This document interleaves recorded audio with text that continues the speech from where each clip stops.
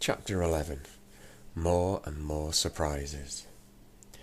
"There doesn't seem to be anyone here," said Bessie, curiously, looking around. "Well, who lit the candle?" asked Moonface. His big round face looked anxious. "We didn't leave it lighted." Suddenly the Father Bear gave an angry growl and pointed to his chair. "Who's been sitting in my chair?" he asked. "And who's been sitting in my chair?" said Mama Bear, pointing to hers. "And who's been sitting in my chair and broke it all to bits?" squealed Baby Bear, in tears. Bessie giggled. "This sounds like a story of the 3 bears coming true," she said to Fanny. "They talk about porridge next." They did. "Who's been eating my porridge?" said Father Bear angrily. "And who's been eating my porridge?" said Mama Bear. "And who's been eating my porridge and gobbled it all up?" wept Baby Bear, scraping his spoon around the empty plate. "It's all very mysterious," said Moonface. Somebody lit the candle, somebody sat on the chair, and somebody ate the porridge. But who? "Not me this time," said Goldilocks. "I was with you all the time. We were snowballing, weren't we? I was with the bears." "You certainly were," growled Father Bear, patting the girl on the back. "He was very fond of her.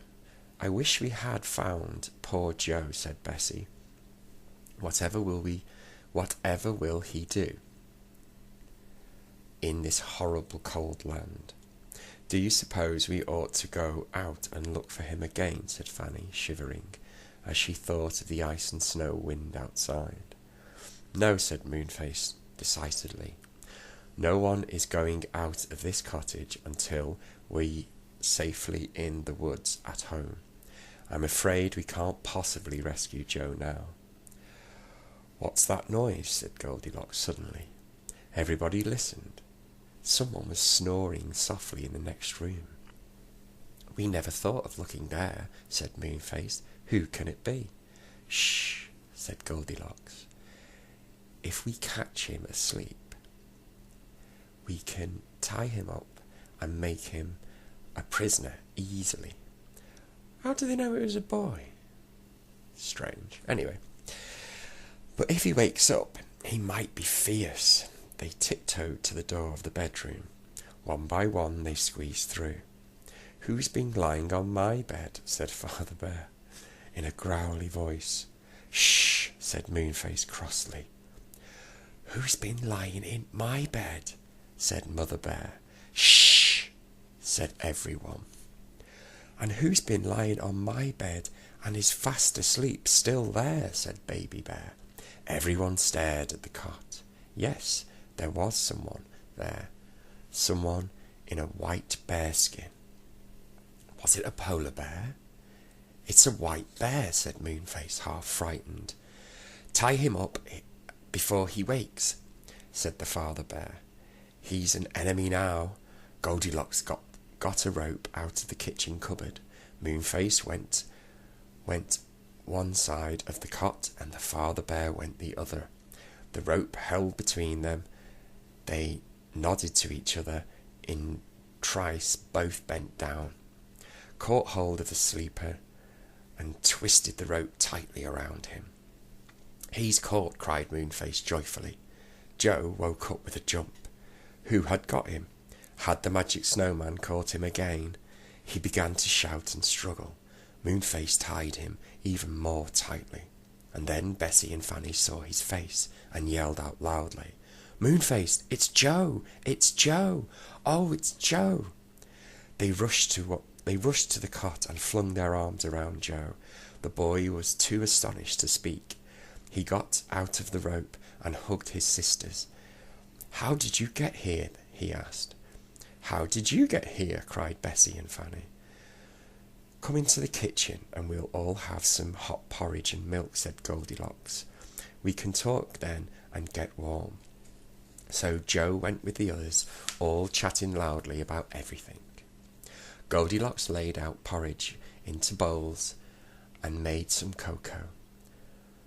Soon everyone was putting sugar and treacle onto their porridge and drinking the cocoa.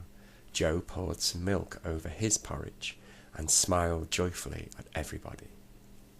"What an adventure this has been," he said. "Shall I tell you the tale first, or will you tell yours?" He told his, and then Bessie told how Moonface had gone to the three bears for their help, and all about the fierce battle. "It's a pity about the battle," said the father bear mournfully.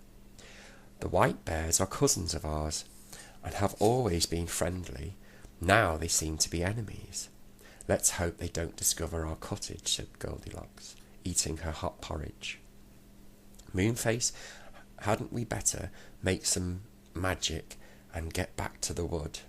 Plenty of time, said Moonface, pouring himself another cup of cocoa. But you know, there wasn't plenty of time. For just that moment, Goldilocks gave a scream and pointed to the window. Someone was looking in, she said.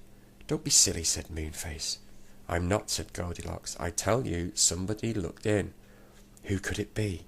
"The handle of the door is moving," yelled Moonface, and he leapt to the door.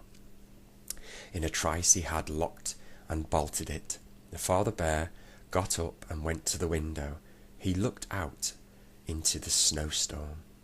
"I can't see anything," he said. And then, growling loudly, "Yes, I can see the white bears. They have surrounded our cottage. Now we shall do." "Oh, what shall we do?" "Well, they can't get in the door, and they certainly shan't get in the window," said Moonface, looking fierce. The door shook, but it held well. Someone battered on it. "We shan't let you in," yelled Joe. "If anyone tries to open the window or break it, I'll hit him with a kettle," shouted Moonface, who had caught up the kettle and was dancing about with it. "Moonface, that kettle has got hot water in it," said Fanny. Do be careful,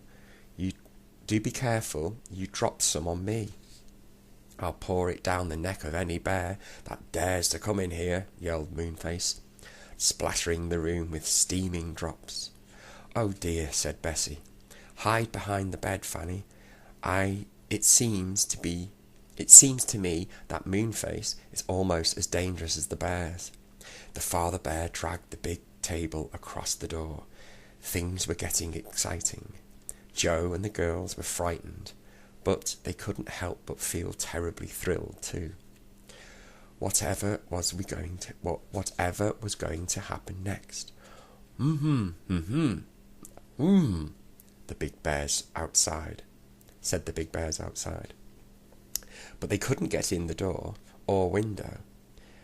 But they found another way. The chimney was wide and big, for the fireplace was one of the old-fashioned kind that needed a wide chimney. One of the bears climbed up on top of the roof, followed by 3 more. The first one slipped into the big chimney. Down he went. Whoosh! Down went another, and a third, and the 4th. They landed with a crash in the big hearth, and hurriedly jumped away from the flames of the fire. "Surrender!" they cried to the startled children and bears. "Surrender! The magic snowman's outside. Let him in."